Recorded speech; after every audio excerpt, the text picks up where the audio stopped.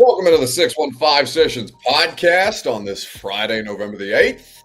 Lovely to have you guys in here for another episode of the pod, just you and me this afternoon. No guest co-host from Titans Media, though that is the custom typically around here. And we've got a Titans game to talk about that is more interesting than most for a variety of different reasons. We will get into the idea of Will Levis's return and what that means for the offensive momentum question mark that this team has been able to make. I'll remind you that the podcast is presented by Zen Sports, where we talk about recapping the week of Titans news here on the 615 Sessions podcast, sometimes with a guest co-host from Titans Media, sometimes not, but that's okay. We can discuss our thoughts amongst one another today. A reminder that it is presented by Zen Sports. Month of November, officially underway. The big game not too far in the distance. The big game sweepstakes is what's going on right now at Zen Sports, where you could win a grand prize of 2 tickets to Super Bowl 59 in New Orleans or $10,000 cash. I'll tell you more about that later on in the podcast if I don't knock my computer off the desk today. So that's right. The Los Angeles Chargers, 5-3, winners of 3 of their last 4, will be hosting the Tennessee Titans this weekend. And in the lineup will be the Mayo Man. Will Levis returns. It is a huge variable in the middle of all of this. And as you guys start to trickle in here, if you're watching on the YouTube or Facebook or Twitter or Twitch live stream today, it is just, I'm curious to know genuinely what Titans fans want out of the rest of this season. Because I was talking about this today or I guess that would have been yesterday on the radio show.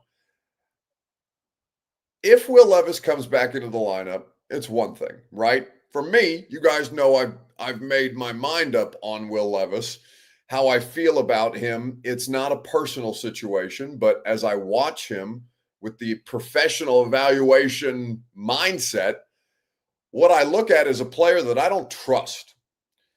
So that's a really hard thing for me to wrap my head around, especially when he's returning to the lineup that seems like it's making some incremental progress under Mason Rudolph. It's not perfect. It's 1-2 under Mason Rudolph. It's technically 2-2 under Mason Rudolph. Will Levis got credit for the Miami Dolphins win because he started the game. You know how this works. But Mason has been steady, right? It's 4 touchdowns, but it's also 4 interceptions. It's more passing yards than Will Levis had thrown in the 6 games that he had appeared in. Levis has 699 passing yards right now. Mason Rudolph is just a tick over 800 with those 4 touchdown passes and a rushing touchdown, as well as those 4 interceptions. The turnovers have not completely subsided, right? We're talking about 10 straight games dating back to last Sunday, or culminating last Sunday, where the Tennessee Titans, no matter who's playing quarterback, has thrown an interception.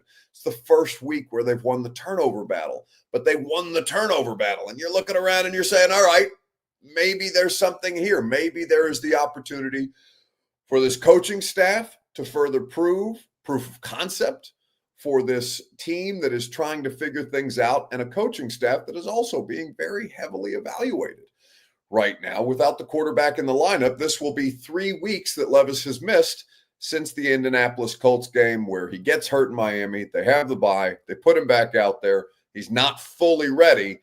And whether or not his shoulder outright inhibited them from being competitive in that game down the stretch, it impacted his performance. And you're discussing, all right, should he have been out there at all? But with Levis, man, I don't know what to do with him, because it's about what's in his head.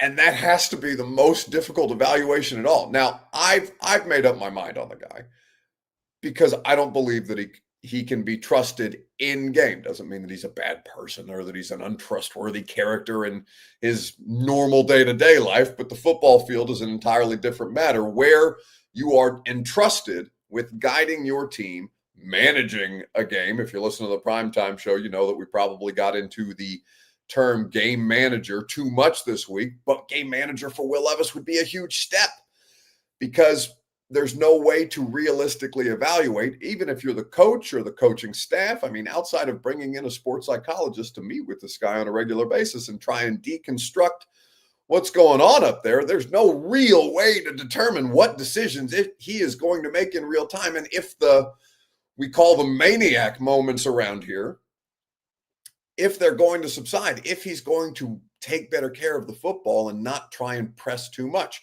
because he's coming back into the lineup under much different circumstances. It's still his job. They don't want to, at least internally, put pressure on him to say, no, you're going to lose your job if you don't perform. No, this is the week that we're going to pull you. Like that's a really difficult thing to do if you've already told the guy, hey, we're here this season to try and get you better, to try and improve you, to try and figure out whether you can be a part of our long-term solution or not. And then if you yank the cord on him after he gets injured, it's not too often that players outright lose their job after an injury. Will Levis not being an exception in this case, it's a really hard thing to do, to set out or to go out with this season with the mindset of, okay, we're going to try to be meaningfully competitive, but we're also going to try and make this about evaluating the quarterback. And if you bail on the evaluation when he got hurt not even halfway through the season and he's missed the last 3 games, and you feel like you're starting to build on something with the rest of the pieces and parts, then it's really not fair to him, even if he hasn't outright earned it. And it's tough to say that he's earned another opportunity, but he's going to get another opportunity.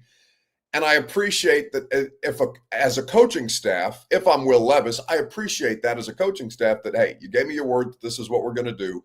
This is the plan that we're sticking to. This is how I'm going to handle the injury, and we'll try and put everybody in the best possible position to succeed.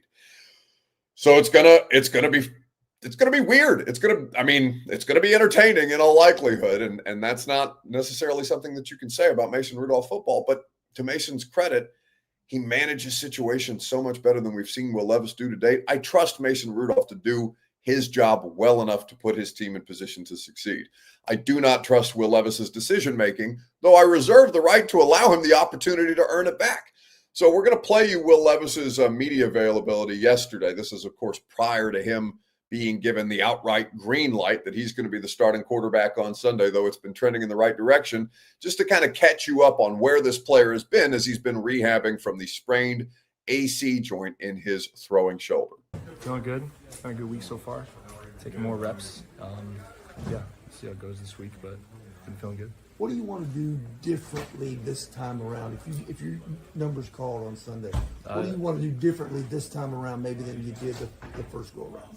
I'm just going to keep trying to operate the offense the best way I can. I feel like I've gotten better, and I think I'll show improvement in that area, but I'm not going into this second stint of the season being like, I have to play this way or the other way. I think I can get into trouble when you think like that. So just trying to operate the offense and be the best quarterback I can for this team. Seems like preparation and leading side of things, like what has to happen differently for you to be able to go out there this week?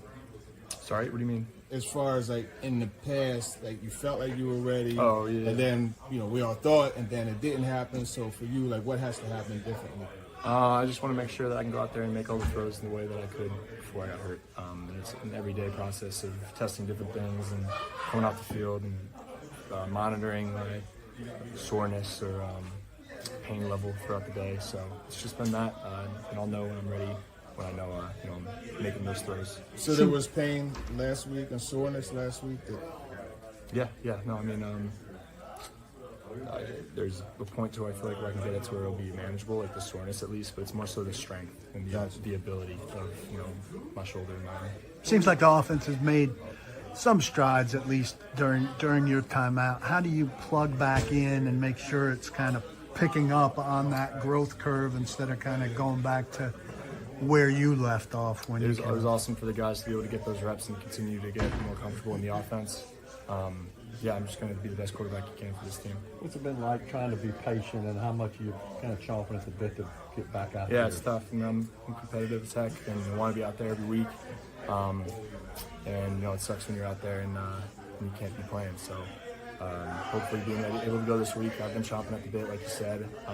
Excited to go out there and lead our team. Brian said that while you were out, he feels like it was an opportunity for you to gain perspective, was the word that he used. Do you feel like you gained perspective, and in what areas, have you potentially grown while watching from the sideline? Yeah, just seeing, the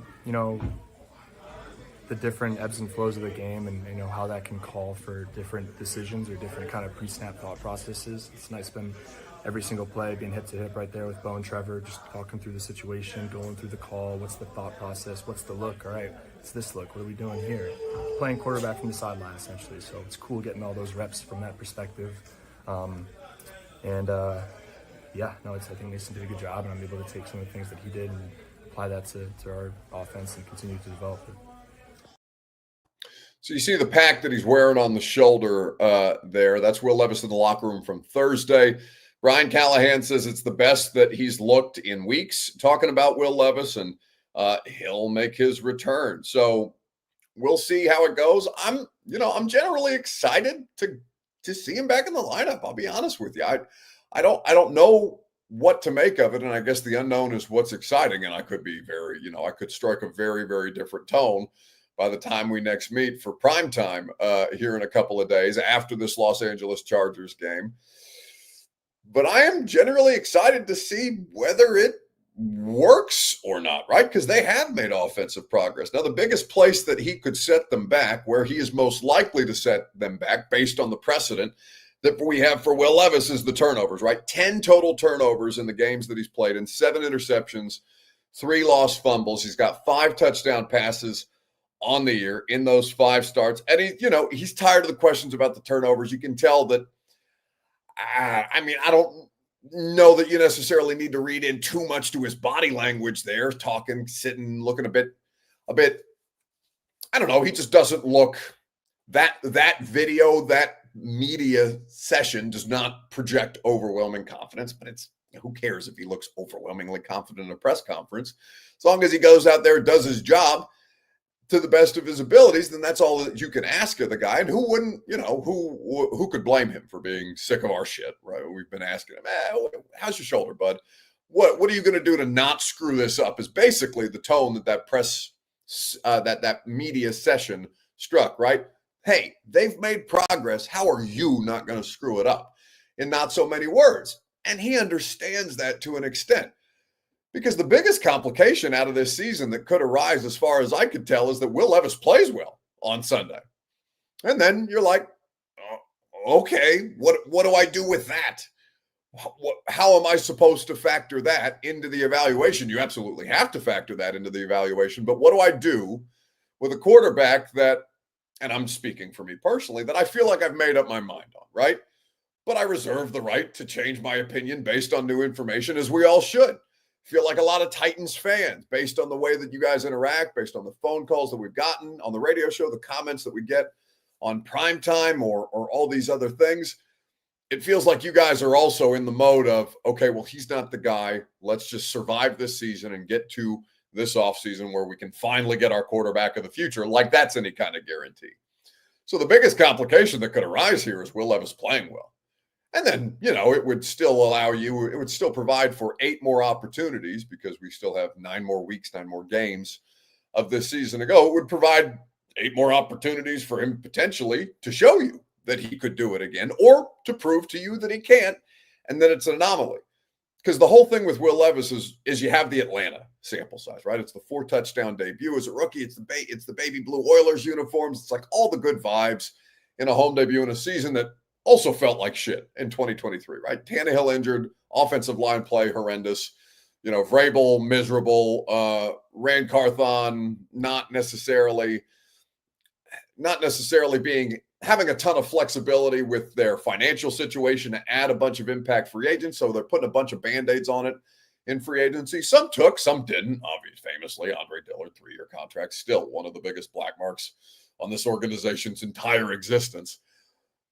But Will Levis came in and provided you some hope, but that hope was fleeting, right? And you almost bought too much into the hope idea, because the rest of the year played itself out. He beat the Carolina Panthers and the Miami Dolphins in an improbable game, which he gets credit for, absolutely. But he hasn't quarterbacked the team to a win since then.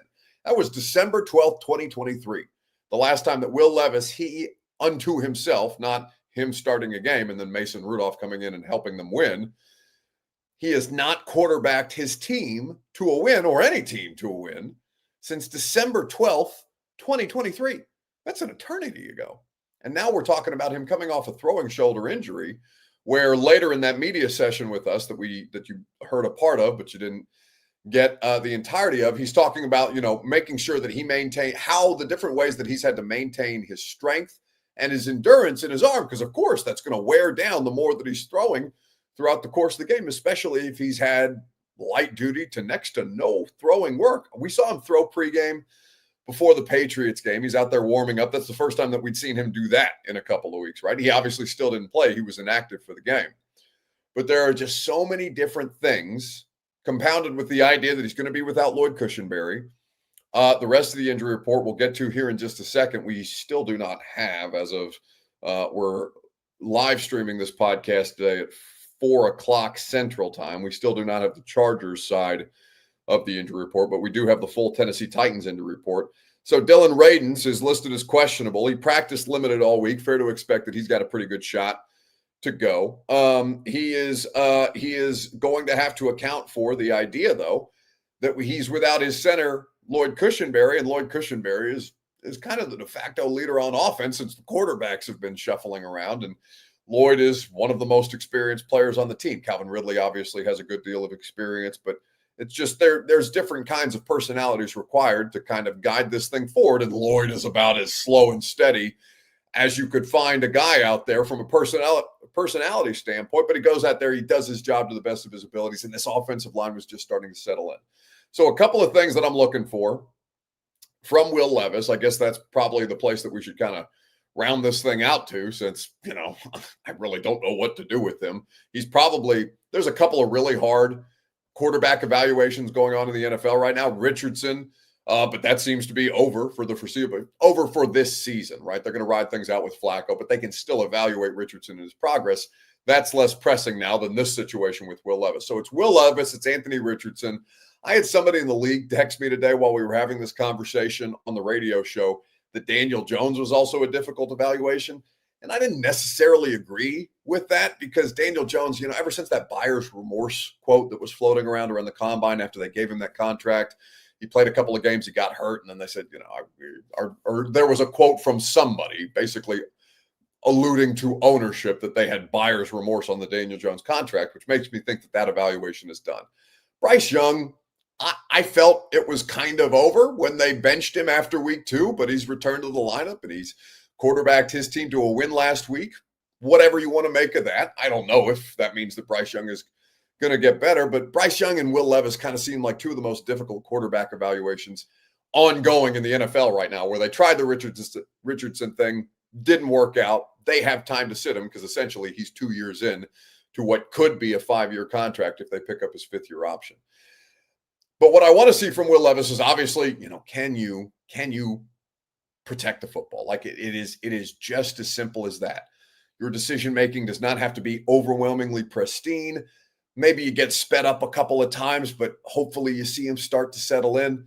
But the turnover thing is the thing that's killed them the most, right? It is the thing that makes him the biggest liability that they've had, because we've been talking a lot about what's the Tennessee Titans' identity. Have they found an established identity as a football team? And, we determined today that the Tennessee Titans' football identity in 2024 is they're a meme, right? Because of him. And not just exclusively because of him, because he's not the only reason that they've lost games, but he is a big part of that. He is the most front-facing person, whether he's playing or not. He's got a nationally televised mayonnaise commercial campaign, and that's, he's out there, right? It's no longer Derrick Henry. It's Will Levis on your televisions, whether he's playing or not. So that's who the most amount of people associate the Tennessee Titans with. They think of him, and you as a result, it sounds a little harsh to say, but like, the butt of a joke, right? Not an outright laughing stock, but there's many jokes being made at the quarterback's expense. The quarterback is the most front-facing member of the Tennessee Titans franchise right now. And so transitive property, the 2-6 football team, is pretty easy to make the butt of the joke as well. So now how can he disprove that narrative while not trying to press? And that's the thing that I have no idea how to project, because that's simply up here. So the turnover thing is the thing that I'm looking for most. The second part of this, and this is almost as critical, is does the sack rate for the Tennessee Titans offensive line see an uptick with Will Levis in the lineup? They have put together, I'm not going to call it a good stretch of football, but they have been an improved unit where they're still the 31st out of 32 possible teams in terms of Pro Football Focus's pass blocking efficiency metric. We know they're not a good pass blocking team. We know that outright, no matter who's playing quarterback. But there is a level of decisiveness to Mason Rudolph that Will Levis did not display early on, coupled with some of the things that were a part of the evaluation of him in college was that he didn't necessarily have great feel in the pocket. So he may take unnecessary sacks, and you've seen some of that at the NFL level. So do you see an uptick in the Titans offensive line sack rate with Will Levis back in at quarterback? And how much does that continue moving forward? Because not only are they not the best unit, but he takes more sacks than Mason Rudolph. Mason Rudolph has been pretty well protected, but also that's because Mason Rudolph is doing his job well enough to help protect that offensive line.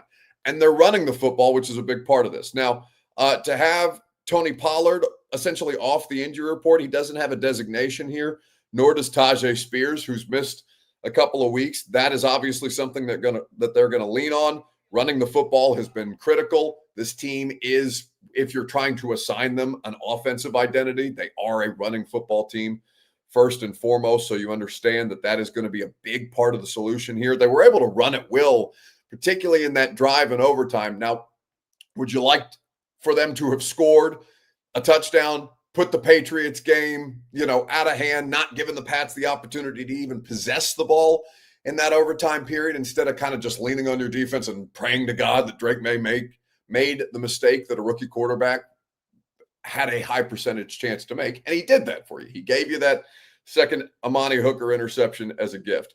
But Tony Pollard has 622 rushing yards in 8 games. He's averaging 4.4, not quite 4.5 yards per carry, 3 touchdowns. He can have his 3rd straight game, according to the Titans supplemental notes, with 115 scrimmage yards. And now you'll have a bit of a complimentary piece back with Tony Pollard. So, all football teams, as they get halfway through the season, have to experience some level of adjustment. You're not going to have the team that you started out with in week 1 that you are in week 10 or week 11 or week 15, right? Injuries are just going to start to chip away a little bit at what you have available to you. So the Titans aren't the only ones trying to figure out, all right, how the hell am I going to put together a winning formula when we've just started to figure things out, and then all of a sudden some of these critical components like Cushenberry, Tony Pollard, Will Levis, they start to move around again, and you're still trying to keep a handle on this thing, keep a lid essentially on the level of chaos that your offense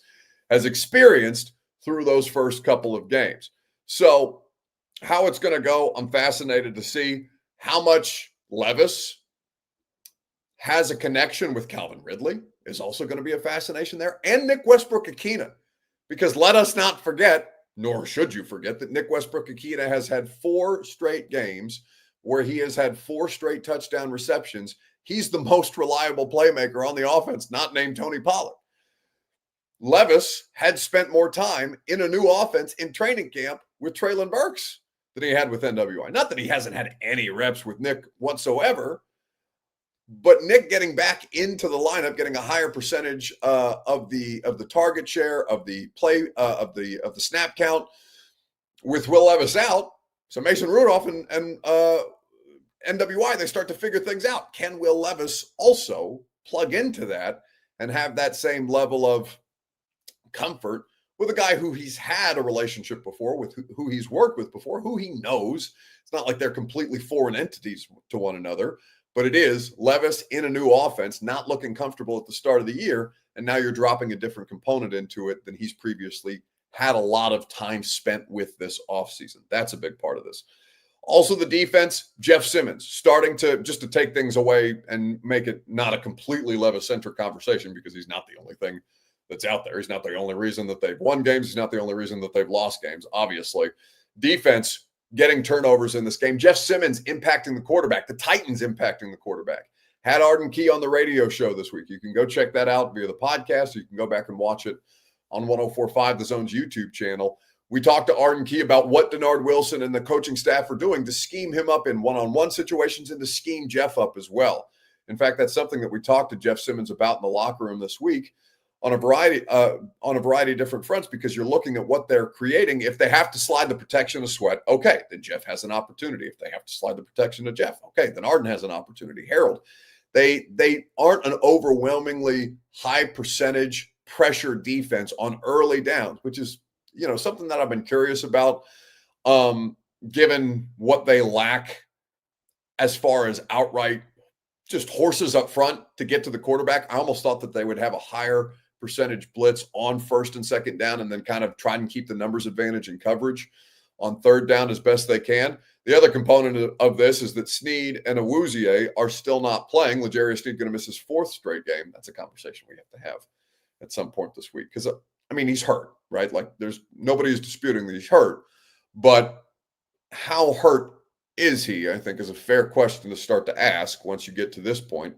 because it's not his knee. It's not the situation that they're that they have the specific maintenance plan for. This is a quad. He took a helmet to the thigh. Been dealing with it for a period of time, but they need him out there, and he's one of the highest compensated players on the team. The money shouldn't outright put pressure on guys, but they should also, and I'm not implying anything here, but they should also be willing to go above and beyond once you're making that level of money. L'Jarius Snead is somebody who I'm curious about. I don't have reason to outright doubt his level of willingness to get back out there, but I am curious about it. I do think, once you start to get within the range of, okay, could you have just put him on IR at this point? What's going on there exactly? I'd like to just ask more questions throughout the course of the week of practice and in the locker room when we have the opportunity to speak to him. So, defense, created turnovers. Jeff Simmons impacting the quarterback. They had 3 turnovers in this Patriots game. Yeah, they're playing a rookie quarterback, and he's going to give you a couple of gifts. Justin Herbert's not going to give you as many opportunities, but that doesn't mean that you can't force fumbles. Try and impact the game that way. Create short fields for this offense. Try and make life as easy, and they shouldn't have to make it so easy on Levis, but try and just remove any level or any heightened degree of difficulty on this quarterback coming back into the lineup as humanly possible. Defense can continue to do their part. And then, we talk about special teams, right? Like, I don't know. Colt Anderson didn't say anything disastrous in his media availability yesterday, anything worth like harping on the way that he did last week, where he just seemed to talk himself into a circle. And it's tough, right? You're getting grilled. You're underperforming. It's your first time on this job. It's not like he's not looking for answers, but he's not finding them. And it's not like special teams was stellar in this Patriots game either. They just weren't outright disastrous the way that they were in Detroit. So all these things factor in to this situation, and then you kind of just throw up a Hail Mary, no pun intended, or say a prayer, however you want to look at this, whatever gods or God you pray to, and say, please, Will Levis, just graduate to game manager, because that in and of itself would do this team a world of good. You have some things that you can legitimately lean on, but can he help you sustain them? Can he help you avoid setbacks? And that's really what his job needs to start with in the meantime anyway. All right, that's going to do it for us this afternoon. Have a wonderful weekend. I'm off to Los Angeles Saturday morning as we record this, or as we live stream this on a Friday afternoon. Primetime will keep you updated. It's a later kickoff, so and I've got a flight back right after the game, so it's probably just going to be the A to Z Sports post-game show, and then Sam will get the opportunity to recap the game with you on Monday night. I'm going to take Monday night off this week because I'm going to be fried. My flight gets home at 1:30 a.m. Central Time. I'm going to do 3 hours of radio and then probably go into a coma. So we will have the opportunity to rehash this game together at some point in the near future. It just may be until Tuesday before we can actually dive in. And then, potentially we'll be talking about a bunch of different things that have yet to play out. Have a great weekend, like I said, and I will talk to you in some form or fashion, if you listen to the League Company Countdown to Kickoff from Los Angeles